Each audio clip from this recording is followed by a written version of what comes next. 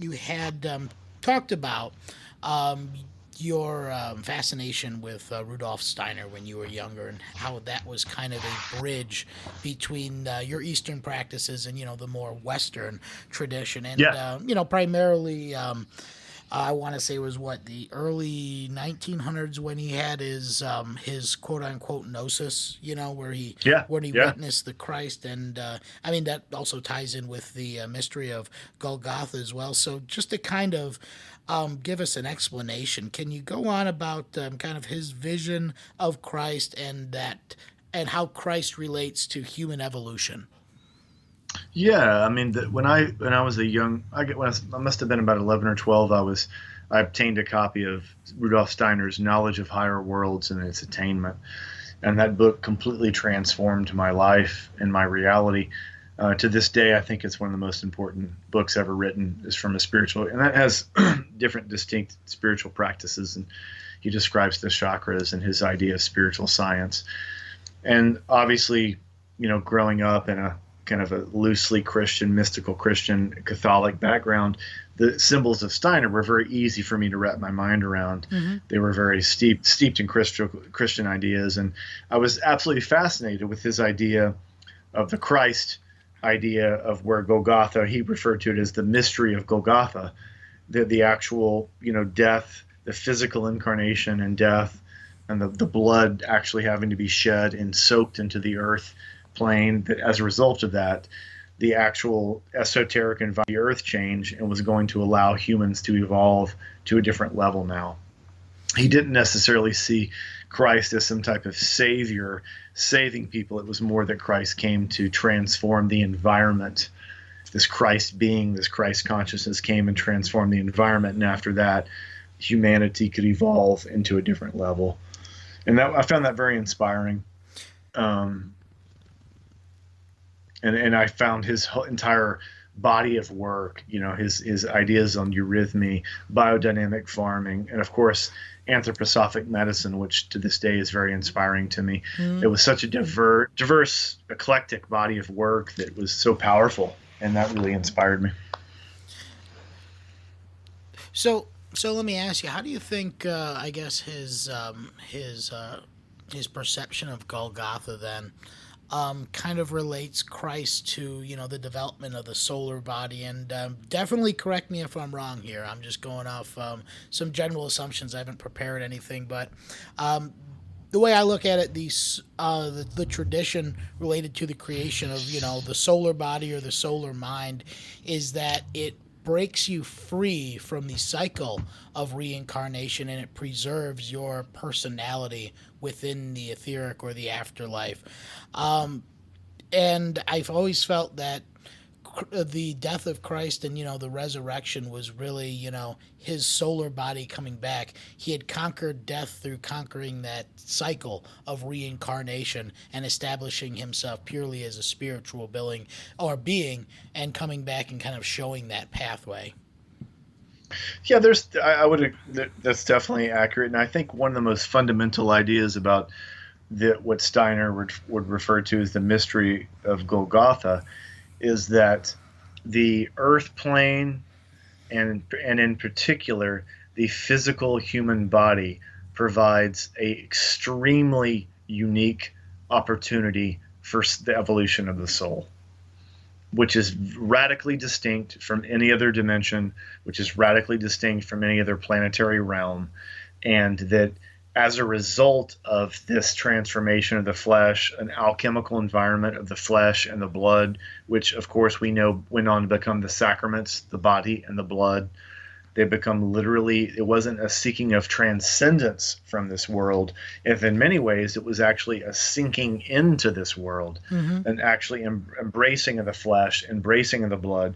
And of course, the Christ figure didn't say, oh, I'm just going to just magically appear and transform everybody. It's like, no, it had to be incarnated, and it had to die, and it had to experience these things. And that's one of the mysteries of that, and that's one of the things that Tantra teaches. Tantra teaches that the flesh, the body, and the blood, these experiences of the senses do not necessarily need to be transcended. They need to be purified. They need to be seen as an alchemical doorway And once that happens, then some pretty incredible things can happen. Okay, okay. And So we can even see this with, like, traditions of, even in, esoteric Voodoo or traditional Haitian practices, where spirits want to possess the flesh. They want to come in to experience the flesh. right, right. They want to experience what's going on here, and they want to form pacts with people because they desperately need that. And it's not like, oh, we're so much better, we're so stronger, we don't need the flesh. Many of these spirits are like begging to come into the flesh, begging to have that chance to come here. And so I think that Steiner's had a very unique idea, and many, that's, gets very confusing, because when people say Gnosticism, they think that means, oh, it's this radical dichotomy between spirit and the flesh, and Hmm. it means escaping from the prison of the earth. But that's just one school of thought. Many Yeah, other schools yeah. of thought, That's like primarily like Valentinianism, or like exactly, yeah, Sethianism. But I mean, Gnosticism overall. I mean, and you could put that along with the Illuminism movement as well. Is a very yeah, yeah, wide umbrella, very wide right. umbrella. But to just kind of backtrack a little bit, because I don't want to lose focus. So you were talking about purifying one's senses in the moment so that you can open up a doorway to different, how'd you phrase it? A different dimensional plane? Sure, different dimensional experiences. So is that just like, through like, a sense of like, super focused, like mindfulness? Like, how do you try and purify your senses, or what you're physically sensing at that time, by rejecting it, by like sinking in away from it? I mean, That's the very fundamental practice of yogic practice, particularly the chakras. Each one of the chakras is connected to each one of the senses, and then through different types of mantra practices, through different types of yantra practice, to different types of ritual practices, the doorways of the senses are purified through experiences, visualizations, intonations. And for example, in India, the senses are called the indriyas, which means the gateway to the gods. And so the senses are an opportunity to experience, and oftentimes they would even refer to each of the senses had a rishi, or a god, living in them. So we have to just transform our ability of how we see reality, how we hear reality, how we smell reality, how we touch reality, and how we taste reality. And this is a fundamental idea in Ayurvedic medicine from India. It's a fundamental idea with Qigong, mhm. as the inner practices of Kung Fu, is that the senses have to be purified, or as we would say from William Blake, once the doors of perception are cleansed, we can see a different world. We can see Right. different things. And that's one of the reasons why I always talk about returning to nature and spending time in nature, is because if the senses are constantly bombarded with artificial colors, artificial sounds, artificial taste, they can never be purified. They're covered in what we would call Maya. They're covered in some type of cloth, or filth, or dirt. And then so we have to polish them, we have to clear them, so at least we have a chance. And so, of course, through deep states of meditation, Hmm. there's many types of practices that's where India, Hinduism, Buddhism, all these have this, like, hundreds and thousands of years of teachings on this, of these actual distinct practices that someone would have to do to start that. And there's a whole system. There's a system there. That's the thing. There actually is an esoteric system of a science, we would call it. So I guess when you open these doors of perception, you start to become aware of things on the other side of the veil. Um, Right. Now, do you necessarily think that you have to haven't reached that, beatific vision of Christ, in Teferath, or enlightenment, to be Sure. able Sure. to? I mean, is that the first step in opening that door of perception? That's a good question. I think a lot of it just depends on someone's karma and someone's experience of where they are on their spiritual path, that I don't think it's necessary. It's not necessarily a linear path. It's not necessarily like there's a certain process that you are always going to go through. Some people can have radical experiences as a child and radically awaken. Some people can have traumatic experiences as a child and radically awaken. Other times that waits when they're older. Some people don't because they never try. So I think one of the benefits of using, like you mentioned, the Kabbalah and the Sephiroth, it provides a map. It provides a map for people to start at least exploring things. And then it kind of gives them a frame of reference. And they can take that frame of reference and start exploring.